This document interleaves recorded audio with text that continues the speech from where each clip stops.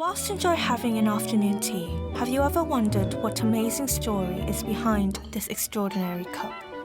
The history of tea is infused with a blend of myth and fact that was originated in China.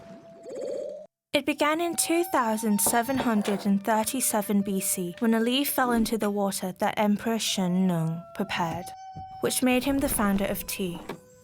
But how did it make its way across the continent and evolved into a cultural obsession in Britain? It was around 14th century when China held a virtual monopoly. Tea then became the essential export goods in China.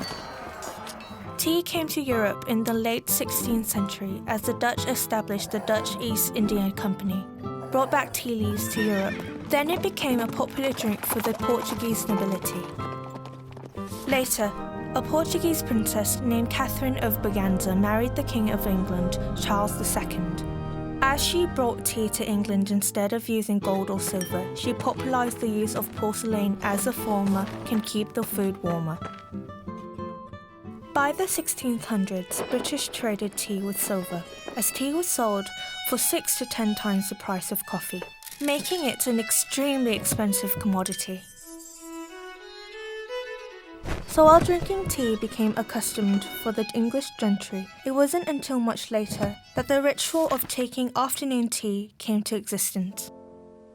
In 1840, the 7th Duchess of Bedford, Anna Russell, began taking tea with a small portion of food in order to fill up the hunger gap between lunch and dinner. It soon became a routine in which friends are invited and served on low decorative tables. Later, it became known as low tea or an afternoon tea.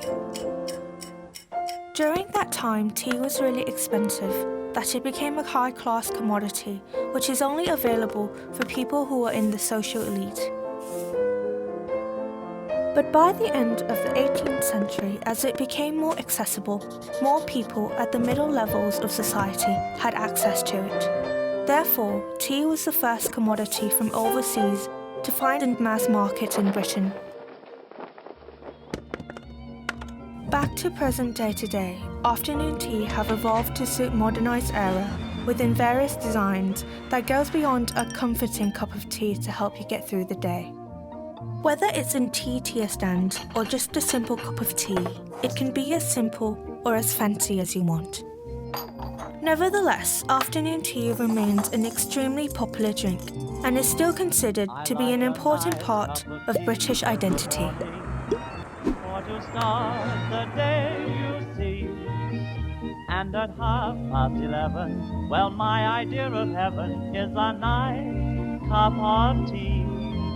I like a nice cup of tea with my dinner, and a nice cup of tea with my tea.